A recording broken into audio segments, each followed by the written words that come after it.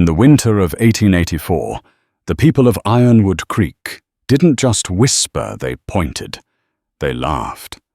Because Genevieve Parker, the most stubborn woman in the Montana Territory, didn't buy a new plow or a thoroughbred horse to save her dying ranch.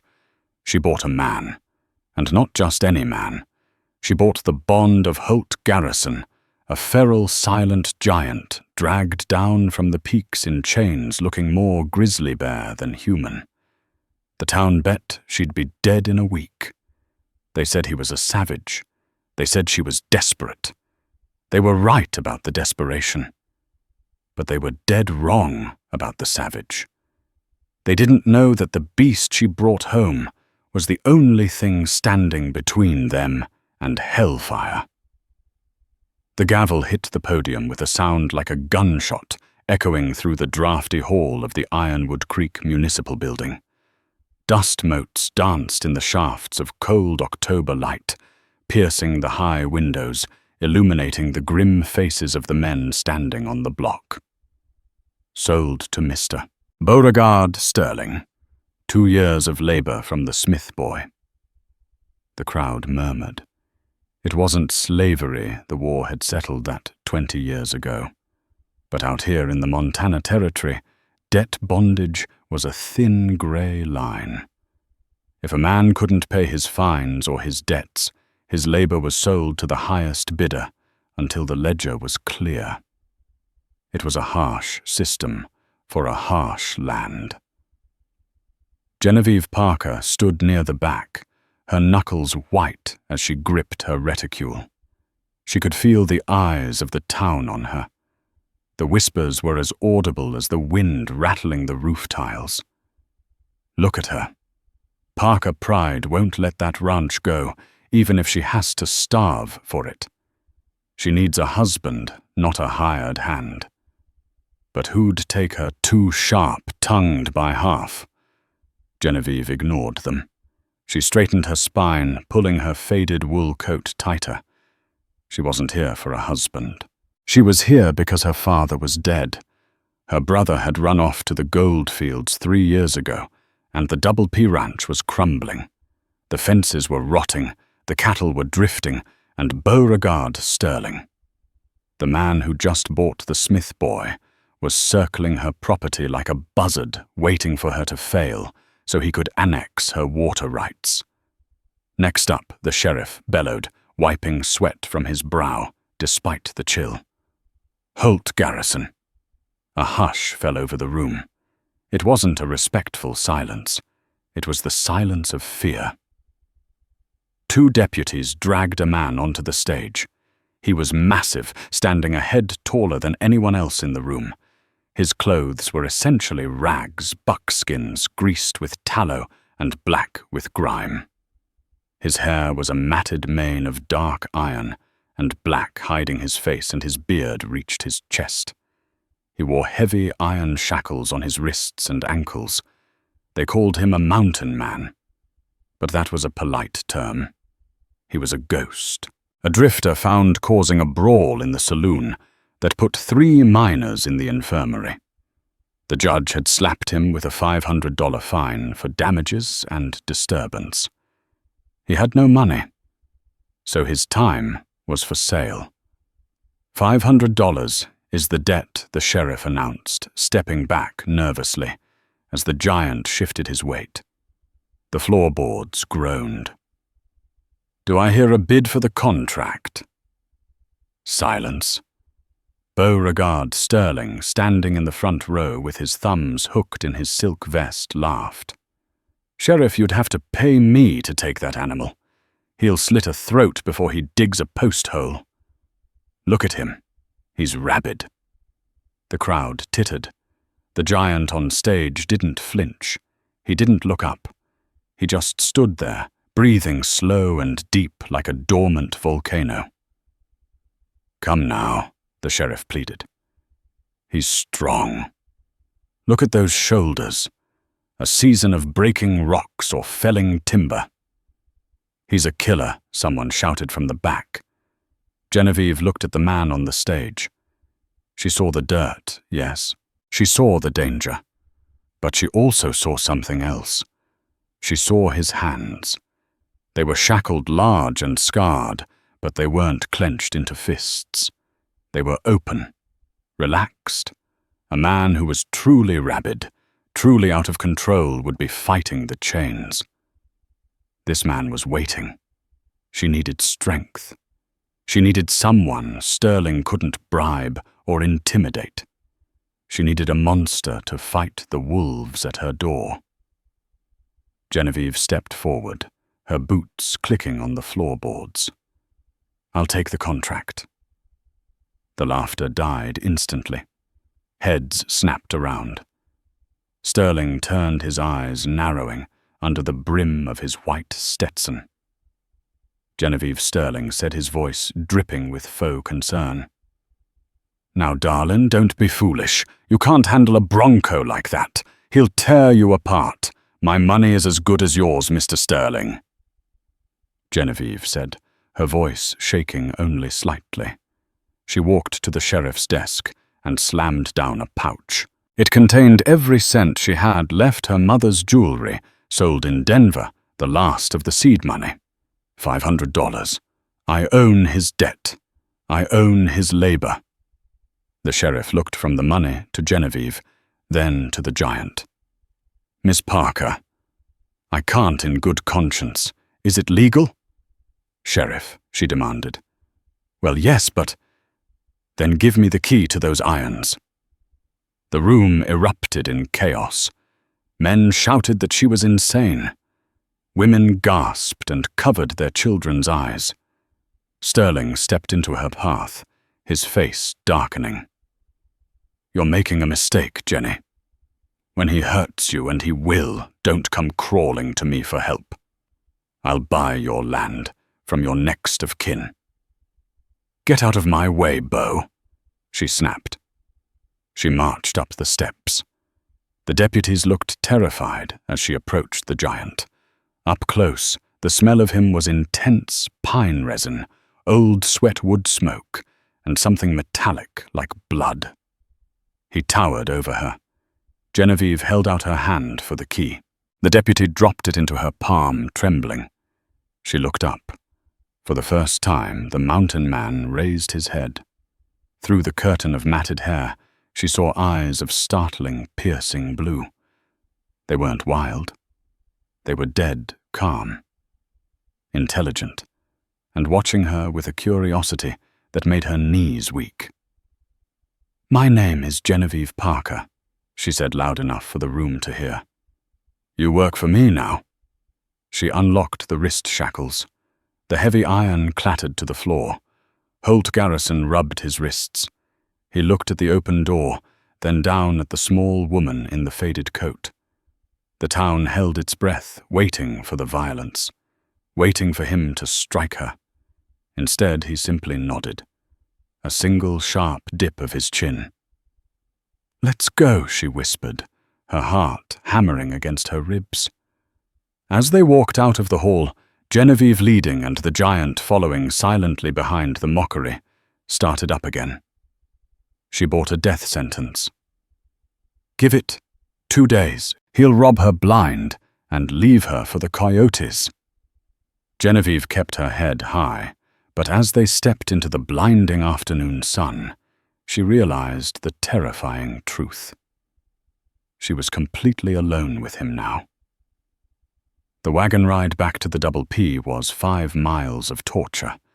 Genevieve held the reins, her knuckles white. Holt sat on the bench beside her. He took up 2/3 of the seat. The springs of the old buckboard groaned under his weight. He hadn't said a single word since she unlocked him. Not "thank you," not "who are you," not "where are we going." The silence was heavier than the iron chains he'd left behind.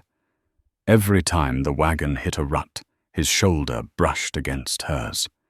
His arm was like a tree trunk, solid, unyielding heat radiating through his buckskins.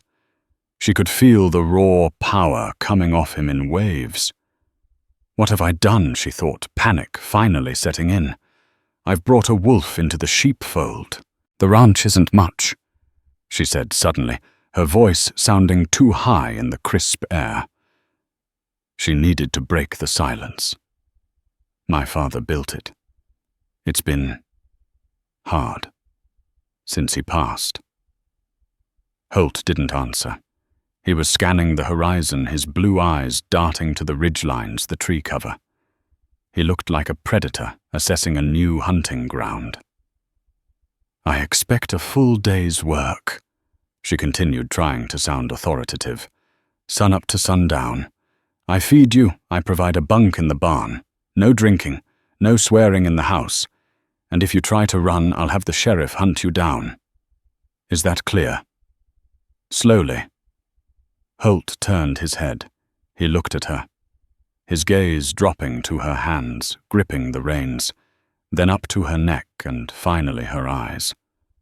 You got a gun, Miss Parker. His voice was a shock, a deep, gravelly rumble that seemed to vibrate in her chest. It sounded unused, like a rusty hinge. Genevieve blinked. Yes. I have a Winchester under the seat. Load it, he said. Excuse me. You're being followed. Genevieve's blood ran cold. She snapped her head around. The road behind them was empty, just a winding trail of dust through the sagebrush. There's no one there, she said, frowning. You're trying to scare me. Holt didn't look back. He just stared forward, his body tense. 3 riders, keeping to the wash. They'll cut us off at the creek crossing. How can you possibly know that wind shifted? Birds stopped singing in the east. Genevieve stared at him. He was crazy. He had to be. But as they approached Dry Creek, a narrow gorge where the road dipped between 2 rocky outcroppings, Holt suddenly reached over. His hand, the size of a shovel head, clamped over hers on the reins. Stop, he commanded. Let go of me, she cried, struggling. Get down, he growled.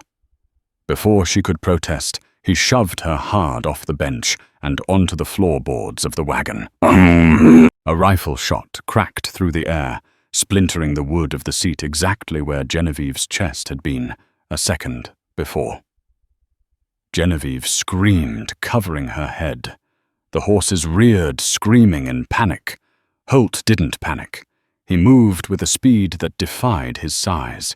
He grabbed the Winchester from under the seat, rolled off the side of the wagon, and hit the ground running. Genevieve peeked over the rim of the wagon bed, her heart thundering in her ears. 3 men with bandanas over their faces were riding down from the rocks, guns drawn. They were Sterling's men. She recognized the sorrel mare one of them rode. They weren't here to kill her. They were here to scare her, to run her off the road. But they hadn't counted on the mountain man. Holt didn't take cover. He stood in the middle of the road, the rifle looking like a toy in his massive hands. He didn't fire wildly. He waited. The lead rider raised his pistol.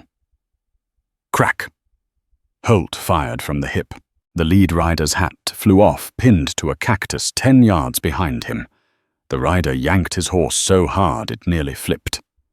Crack!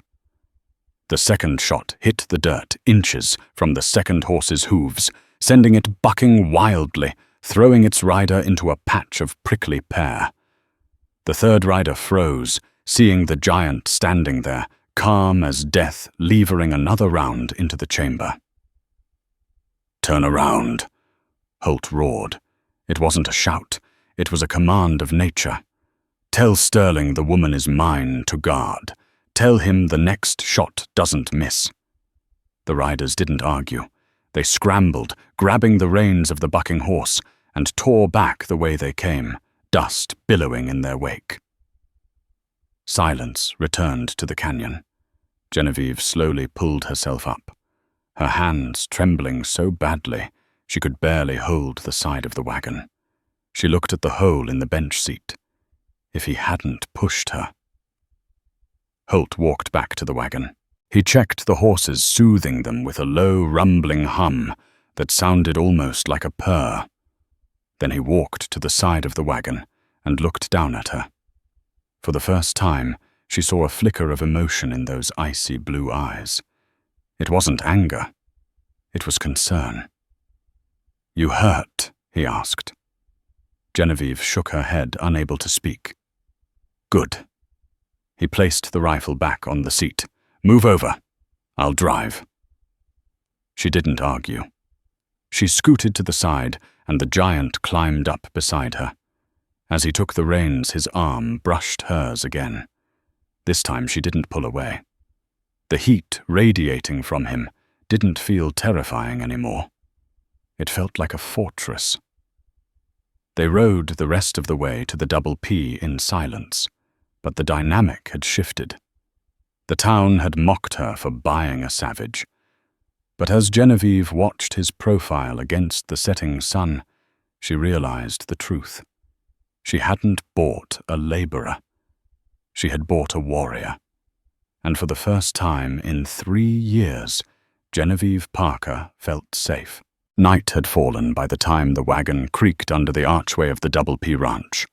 The sign was hanging by a single rusty nail swinging in the wind, with a mournful creak, creak, creak. Holt pulled the horses to a stop. He didn't climb down immediately. He sat there, his massive silhouette framed against the starlight, looking at the dark house. To Genevieve, the ranch looked like a graveyard of her father's dreams. The porch slumped. The barn roof had a hole in it. The corrals were empty save for a few milk cows and an old gelding. She felt a flush of shame. "I told you it wasn't much," she whispered, climbing down. Her boots sank into the mud. "But it's mine." Holt climbed down. The ground seemed to shudder when he landed. "Land is land," he said simply. "Dirt don't care if the fence is painted. Only cares if you bleed for it." He began unhitching the horses without being asked. His movements were efficient, practiced. He treated the animals with a gentleness that was jarring compared to the violence he had displayed on the road. "The bunkhouse is over there." Genevieve pointed to a small shack near the creek. "It has a stove. I'll bring you some blankets." "No," Holt said. He slapped the flank of the horse, guiding it into the barn. "I sleep here." "In the barn. It's freezing, Holt, and the roof leaks." "I sleep where I can see the house," he said, turning to look at her. The moonlight caught the sharp angle of his cheekbone beneath the beard. "Those men will be back. Maybe tonight. Maybe next week. But they'll be back." Genevieve shivered, pulling her shawl tighter. I'll bring you supper then." Later that night, Genevieve walked to the barn with a lantern in one hand and a tray in the other, stew cornbread and a basin of hot water soap and a straight razor. She found him sitting on a bale of hay, shirtless. Genevieve stopped in her tracks, her breath hitching in her throat. The town gossips called him a beast, but the man before her was carved from granite. His back was a map of scars. Old whip marks, knife slashes, and the jagged tear of what looked like a bear claw on his shoulder. Muscles coiled under his skin like steel cables. He was terrifying. He was magnificent. He turned as she entered. He had been inspecting the raw, bloody chafe marks on his wrists where the iron shackles had bitten into the skin for weeks. "I brought you food," she said, her voice trembling. "And I thought you might want to wash. Get the mountain off of you." Holt looked at the razor, then at her. He stood up. The barn felt suddenly very small. "Thank you," he rumbled. He moved to the basin. Genevieve watched, mesmerized, as he splashed the steaming water over his face. He lathered the soap lavender, her mother's scent, and began to scrape away the beard. It took 20 minutes. Genevieve pretended to busy herself checking the horses, but she couldn't take her eyes off him. As the layers of matted hair fell away, a face emerged. He wasn't an old man, as the beard had suggested. He was perhaps 35. He had a strong, square jaw, a nose that had been broken once or twice, and a mouth that was naturally set in a grim line. But without the hair, his eyes were even more striking. They were the color of a frozen lake. He dried his face and looked at her. The transformation was shocking. He looked like a fallen king. "The wrists," Genevieve said, softly, stepping forward. "Let me look at them." Holt flinched as she reached out. "They're fine, ma'am. I've had worse." "I'm not, ma'am. I'm Genevieve, and you work for me, which means I need you healthy. Give me your hands." Reluctantly, Holt extended his hands. They were size of hams, calloused and rough, engulfing her small, pale hands. The wounds were deep infected at the edges. Genevieve dipped a cloth in the hot water and gently dabbed the raw skin. Holt hissed, his body going rigid. "I'm sorry," she whispered. "I know it hurts." "It's not the pain." He gritted out, his voice rough. "Then what is it?" "It's the touch," he said, looking down at her. His voice dropped to a low timbre that vibrated through her boots. "Ain't nobody touched me in 5 years without trying to kill me or chain me. You being this close, it's dangerous, Genevieve." Genevieve froze. She looked up into his eyes. The air between them crackled, charged with a sudden, undeniable electricity. She could smell the soap on his skin, the heat of his body. She realized how alone they were.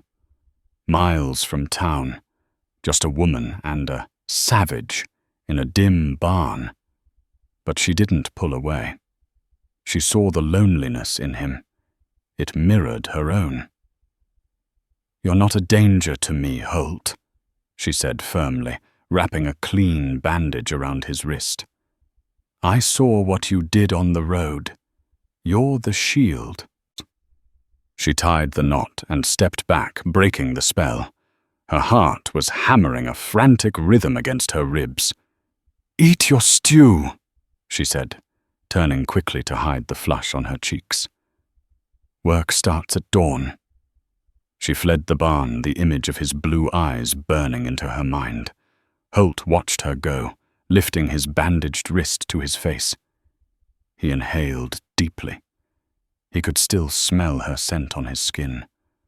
Roses and rain. For the first time in 5 years, Holt Garrison felt a reason to stay alive beyond simple survival. The next 2 weeks were a revelation for the town of Ironwood Creek and a nightmare for Beauregard Sterling. The Double P Ranch was transforming. It wasn't magic. It was the brute force of nature that was Holt Garrison. He worked with a terrifying intensity. He repaired 3 miles of fencing in 4 days, a job that would have taken a crew of 4 men a week. He dug a new irrigation ditch from the creek, moving boulders that 2 mules couldn't budge. People started to drive by the ranch just to watch. They'd park their buggies on the ridge and stare. "Did you see that Mrs. Higgins whispered to the baker outside the mercantile? I saw him lift a wagon wheel with one hand while he greased the axle with the other. The man isn't human." "He's tamed, though," the baker replied. "I saw Miss Parker bring him a lemonade. He took it gentle as a lamb. Maybe she's a witch." Genevieve ignored the gossip. She was too busy trying to keep up. She worked alongside him, planting winter wheat, her hands growing rough, her back aching. But for the first time, she wasn't exhausted by despair. She was exhausted by progress. But Beauregard Sterling wasn't a man who lost gracefully. It happened on a Tuesday, 3 weeks after the auction. The wind was howling down from the peaks, carrying the scent of snow. Genevieve was in the kitchen canning preserves when the door burst open. Holt stood there, his chest heaving, his face dark with fury. "Get your coat," he barked. "What is it?" "The dam. Upstream. Someone blew it." Genevieve's face went pale. The creek that fed their cattle and their new crops was dammed up 3 miles north on public land. If the dam broke, it would flood the lower pastures. If it was blocked, the cattle would die of thirst. "Blew it." "Dynamite."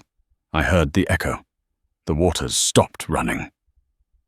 They rode out hard. When they reached the cut, Genevieve gasped.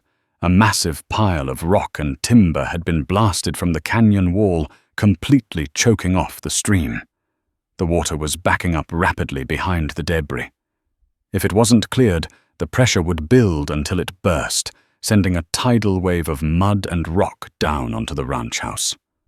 "Sterling," Genevieve spat. "He's trying to wash us out." "Stay back," Holt ordered. He slid off his horse. "What are you going to do?" "We need a crew. We need dynamite to clear that." "No time." Holt waded into the freezing water. It was waist-deep and rising. The blockage was anchored by a massive fallen pine tree wedged tight between 2 boulders. It was the keystone. If the tree moved, the smaller rocks would wash away. But the tree weighed at least 1,000 pounds and was jammed under tons of pressure. "Holt, no. It's impossible!" Genevieve screamed over the roar of the water. Holt didn't listen. He submerged himself, finding his footing on the slippery riverbed. He jammed his shoulder under the trunk of the pine. He roared a sound that rivaled the thunder in the distance. The cords of his neck stood out like ropes. His veins bulged. Genevieve watched in horror. He was going to kill himself. He was going to crush his own spine. "Holt, stop!"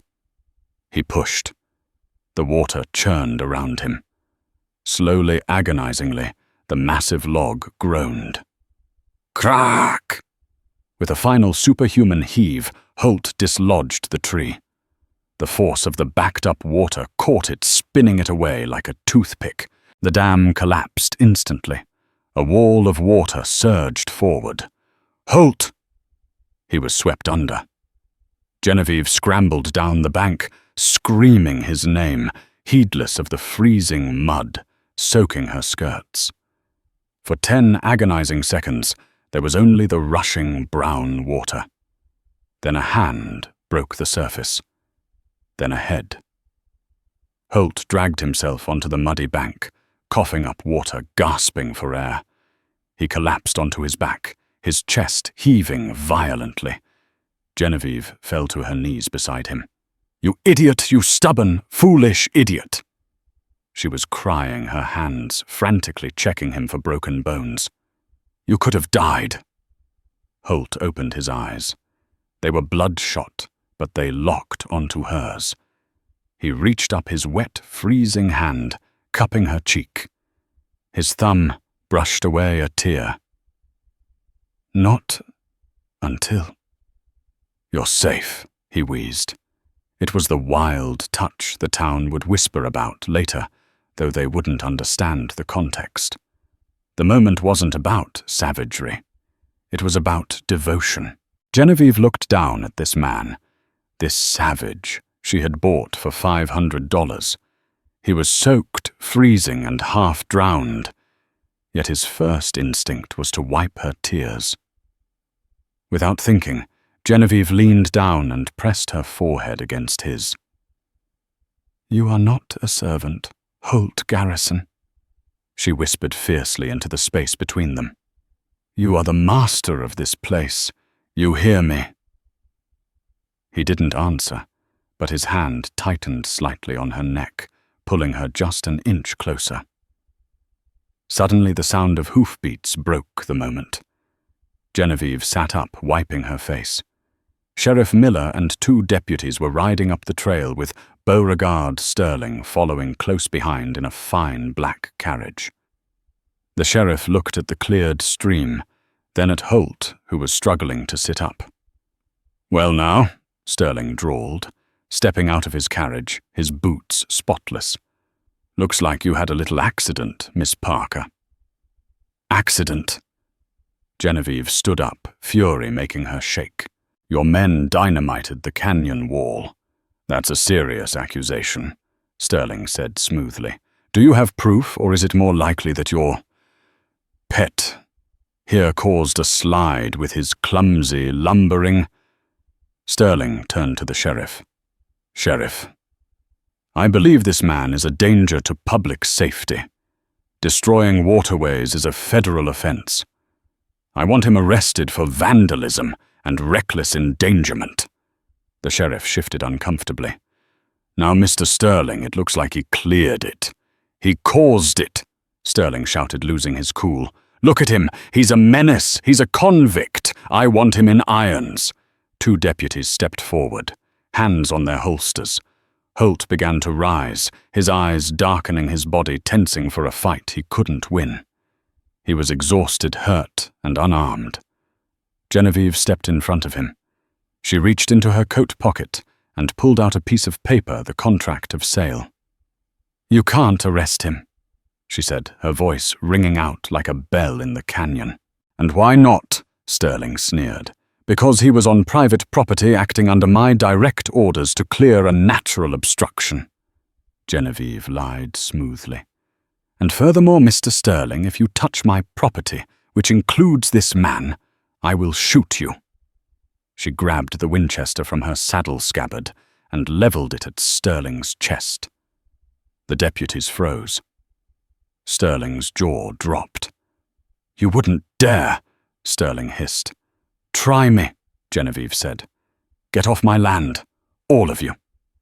The sheriff looked at the determined woman, then at the giant rising behind her like a vengeful shadow. He tipped his hat. "She's within her rights, Mr. Sterling. Let's go."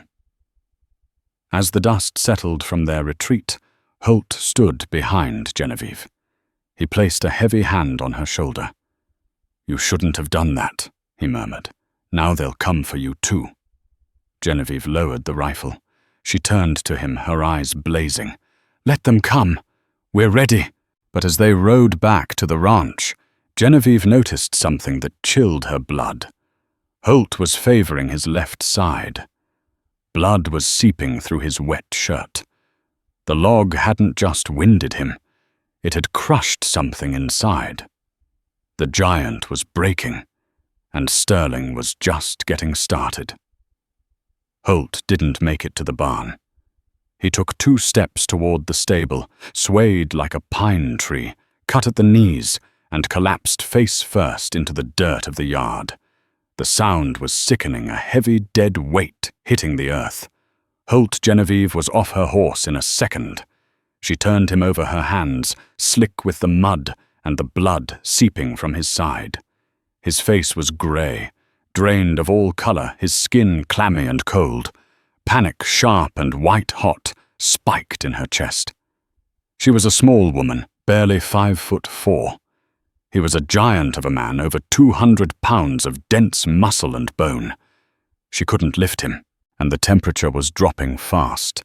The sun had dipped behind the peaks, and the Montana frost was settling in.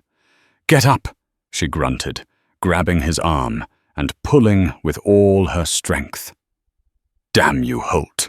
You have to help me." He groaned, his eyes fluttering open. They were glassy, unfocused. "Mary," he whispered.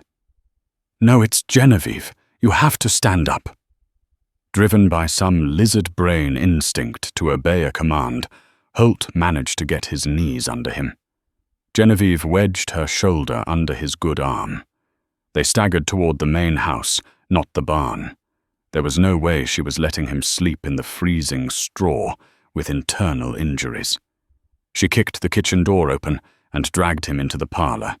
She didn't have the strength to get him up the stairs, so she guided him to the settee near the hearth. He collapsed onto it, his legs hanging off the end, his breathing ragged and shallow.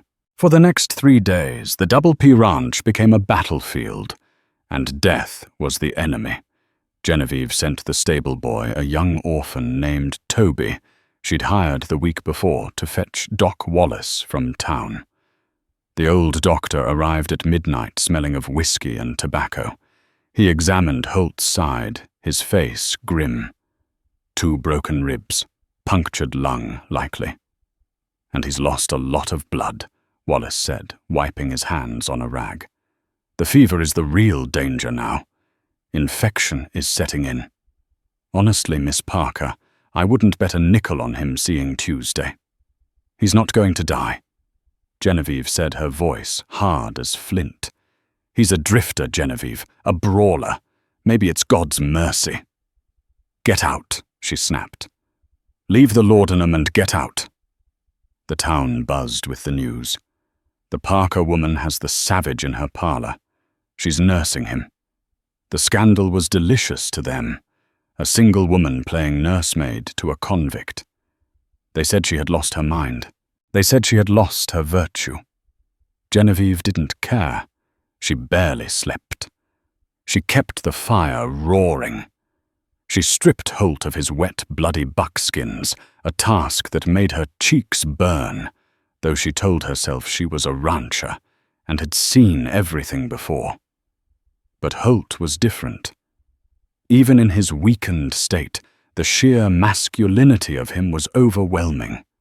She washed his fevered skin with cool cloths. She spooned broth between his cracked lips. On the second night, the delirium hit.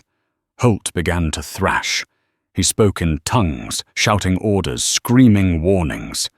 Flank left watch the trees. "They're in the trees!" he roared, trying to rise. Genevieve pinned him down, her hands on his shoulders. "Holt, you're safe. Lie down." "I couldn't save them," he sobbed, the fight suddenly draining out of him. Tears leaked from his closed eyes, tracking through the stubble on his cheeks. "The little one. The smoke. I couldn't get to the door." Genevieve froze. This wasn't a soldier's memory. This was a father's nightmare. "Mary," he whispered again, his hand blindly reaching out. Genevieve hesitated, then took his hand. His grip was crushing, desperate. "I'm here," she whispered, playing the part of the ghost he needed. "I bought the blue ribbon," he mumbled, his voice thick with grief. "For her hair. I'm sorry I was late." Genevieve brushed the hair back from his burning forehead. Her heart broke for him. The town saw a monster. She saw a man tortured by a failure she couldn't understand. "Shh, it's okay. Sleep now." He turned his face into her palm, pressing a kiss to the center of her hand. It wasn't romantic. It was an act of reverence, of desperate clinging to a lifeline. The touch sent a shock wave through her. It was the wild touch the gossips feared, but it wasn't violent. It was raw, unfiltered human need.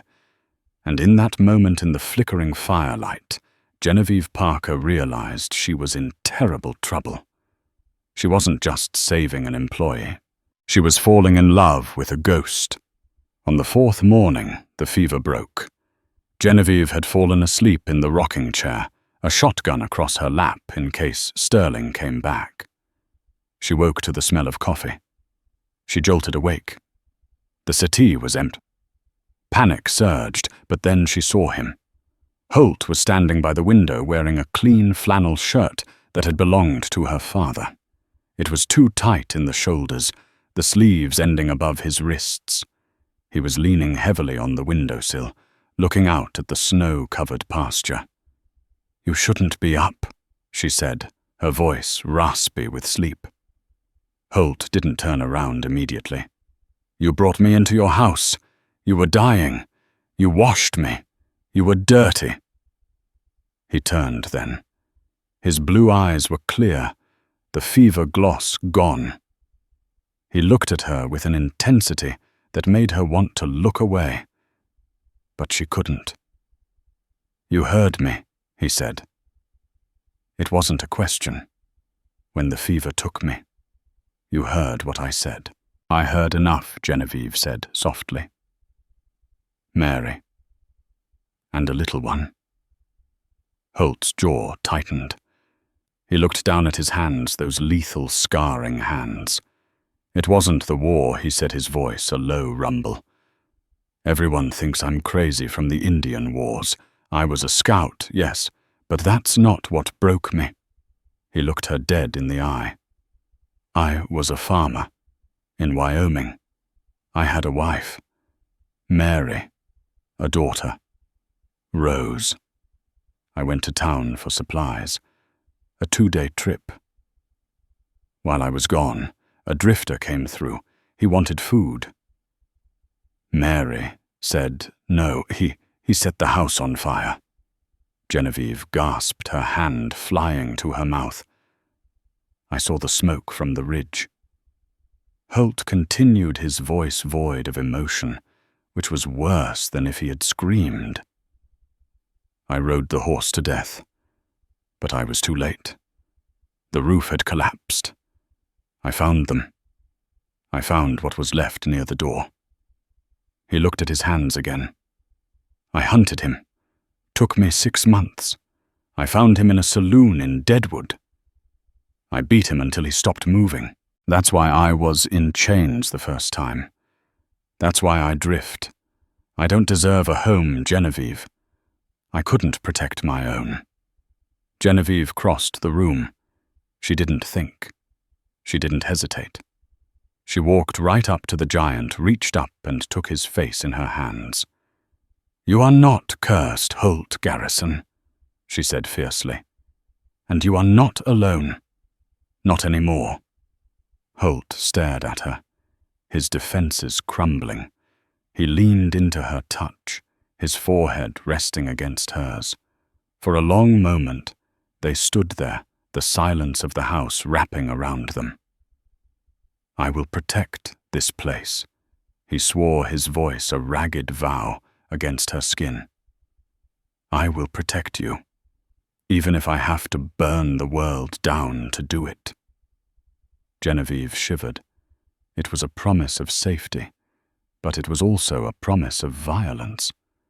And as she looked out the window, seeing a black carriage cresting the hill, she knew that violence was coming to collect. Winter hit Ironwood Creek with the force of a hammer. By December, the drifts were 4 feet deep. Life at the Double P had settled into a rhythm. Holt, though still healing, worked with a demonic energy. He reinforced the barn, fixed the roof, and even managed to hunt enough elk to fill the smokehouse. The dynamic between them had shifted. They ate dinner together at the table. He read to her in the evenings. It turned out the savage was educated reading Shakespeare with a deep, resonant baritone that made Genevieve's toes curl. They didn't speak of the moment in the parlor, but it hung between them a taut wire of unacknowledged desire. But Beauregard Sterling had been quiet for too long. It was 2 days before Christmas when the blow fell. Genevieve and Holt were in the barn checking the hooves of the horses. The doors swung open, and the freezing wind blew in, carrying Sheriff Miller and 3 armed deputies. Behind them stood a stranger, a weasel of a man with yellow teeth and a bowler hat. Holt Garrison. The sheriff set his hand on his gun. Step away from the lady. Holt didn't flinch. He positioned himself slightly in front of Genevieve. What's this Miller arrest warrant? The sheriff said, looking apologetic but firm. For the murder of Jeremiah Cobb. Who? Holt frowned. The weasel in the bowler hat stepped forward. My brother, he spat. Jeremiah Cobb. He was a hand on the Sterling Ranch. Disappeared 3 weeks ago. We found his body yesterday in a shallow grave near your property line.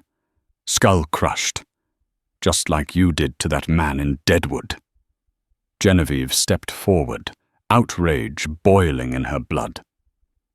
That's a lie. Holt has been here every night. He's been recovering from injuries caused by Sterling's men. I have a witness." Sterling's voice drifted in from the doorway. He leaned against the frame, smoking a cigar, looking like a cat who had cornered a mouse. "My foreman saw Garrison riding near the boundary line that night, carrying a shovel." "You're framing him," Genevieve screamed. "The law is the law." Jenny Sterling smiled. "Take him, Sheriff." The deputies moved in. Holt tensed. His muscles coiled. He could take them. Genevieve knew he could. He could snap the sheriff's arm and disarm the deputies in seconds. She saw the wolf rising in his eyes, the killer who had hunted a man for 6 months. "No." Genevieve grabbed Holt's arm. "Holt, don't. If you fight, they'll shoot you. Please, go with them. We'll fight this in court." Holt looked down at her. The rage in his eyes warred with the promise he had made. "I will protect you." If he fought, he died, and she was left alone. If he went, he left her alone with Sterling. "I didn't do it," Holt said to her. "I know," she said, tears stinging her eyes. "I know." Holt slowly raised his hands. "I'll go." They shackled him again. The sound of the iron clicking shut was the most hateful sound Genevieve had ever heard. As they dragged him out, Holt stopped by Sterling. He didn't shout. He leaned down and whispered something in Sterling's ear. Sterling's smirk vanished. He actually took a step back, his face paling. "Get him out of here," Sterling shrieked. As the wagon took Holt away, Genevieve turned to Sterling. "What did he say to you?" Sterling regained his composure, brushing ash off his coat. "The ravings of a lunatic. Now, Genevieve, about your situation. With your man in jail for murder, you can't possibly run this place through the winter. I'm prepared to offer you—" "Get off my land," Genevieve said, her voice deadly calm. "Or I will do what Holt didn't." Sterling's eyes narrowed. "You have until the trial, darling. Then they hang him. And then I take this ranch, the trial of the century." The trial was a farce. It was held in the saloon because the courthouse was under renovation, but really it was so the town could drink while they watched the show. The evidence was laughable. The shovel found in Holt's barn had dirt on it. It was a farm, for God's sake. The witness was Sterling's paid lackey. But the jury was made up of men who owed Sterling money. Genevieve sat in the front row, helpless. She had sold her mother's wedding ring to hire a lawyer from Helena, but he was outmatched by the judge, who was Sterling's cousin. Holt sat in the defendant's chair, silent. He looked diminished in the chains his shoulders slumped. He wasn't looking at the jury. He was watching the back of the room.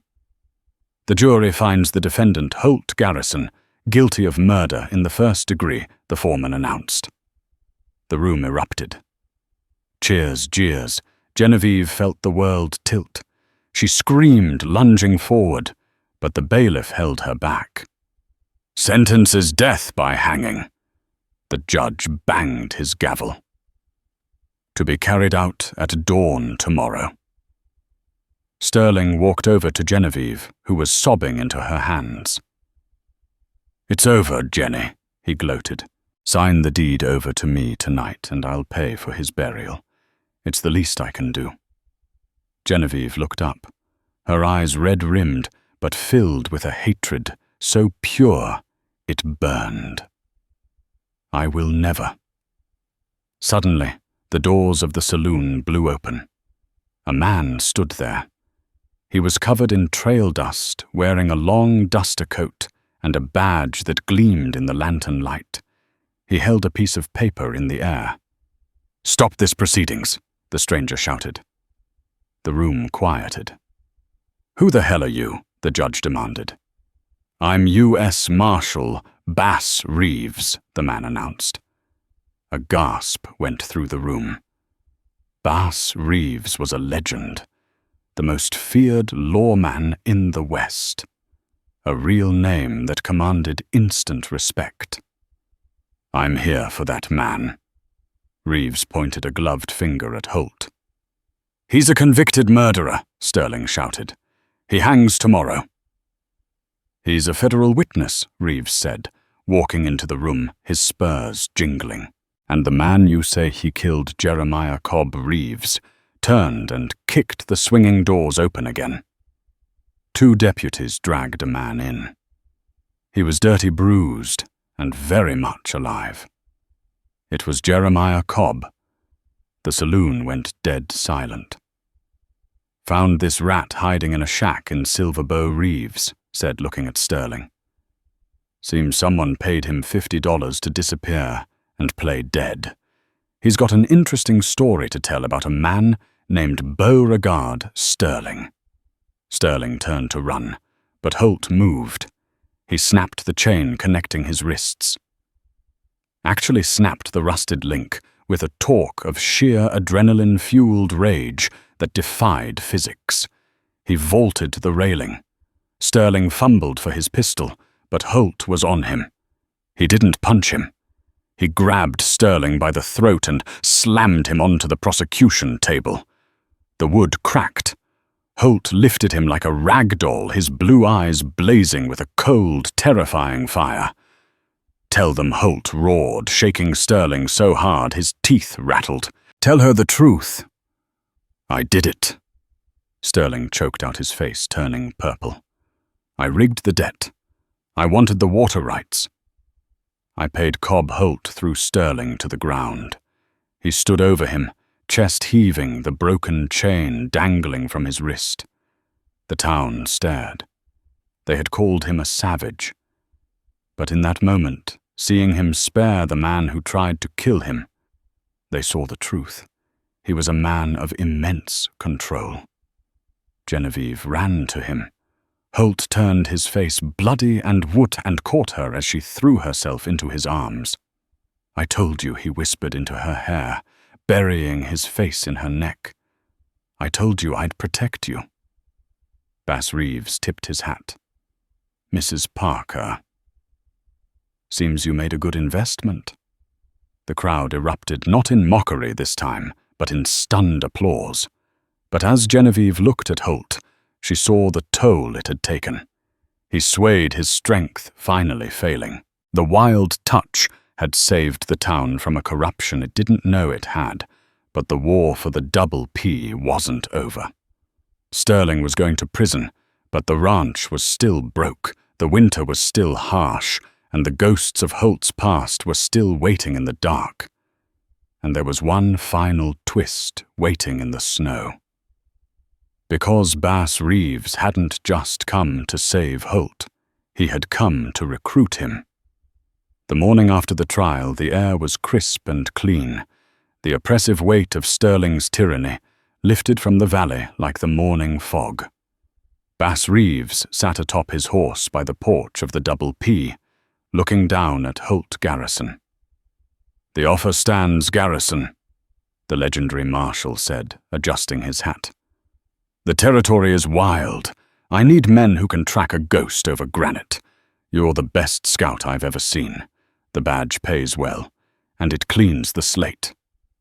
Genevieve stood on the porch, her heart hammering against her ribs. She gripped the railing until her knuckles turned white. This was the life Holt knew. The road, the hunt, the violence. It was a chance for him to be a hero in the eyes of the world, not just a savage farmhand. She wouldn't ask him to stay. She respected him too much to cage him again.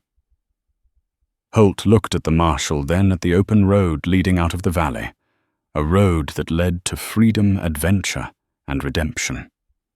Then he turned his head. He looked at the barn he had repaired. He looked at the irrigation ditch he had dug with his bare hands. And finally, he looked at Genevieve. He saw the woman who had walked into an auction of the damned and seen a human being. Holt reached out and rested his hand on the porch railing covering hers. The warmth of his skin seeped into hers. "I appreciate the offer, Marshal." Holt rumbled, his voice steady as the mountains behind him. "But I'm done hunting. I've got a lot of fences to fix around here, and I've finally found something worth protecting." Reeves smiled, a rare, genuine expression. "I figured as much. You take care of her son. She's the toughest thing in this valley." With a tip of his hat, the lawman rode away, disappearing into the pines. Genevieve let out a breath she felt she'd been holding since October. "You could have been a hero, Holt." Holt turned to her, stepping up onto the porch. He towered over her, but the darkness that had shrouded him for months was gone. The blue eyes were no longer icy. They were clear and warm. "I don't want to be a hero, Jenny," he whispered, reaching out to cup her face. His thumb traced her cheekbone. "I just want to be yours." He kissed her. Then not with the desperation of a dying man, nor the violence of a warrior, but with the deep, enduring passion of a man who has finally come home. Spring came early to Ironwood Creek that year. The snowmelt filled the creek, and the Double P Ranch flourished. The town that had mocked Genevieve for buying a monster now tipped their hats with respect when the couple rode into town. They didn't see a spinster and a savage anymore. They saw the Garrisons. They say love tames the wild, but in the case of Holt and Genevieve, it was the wild that saved them both. Genevieve didn't tame the mountain man. She simply gave him a mountain worth climbing. Genevieve Parker took the biggest gamble of her life when she spent her last dollar on a man in chains. But she proved that true worth isn't found in a bank account or a reputation. It's found in the heart.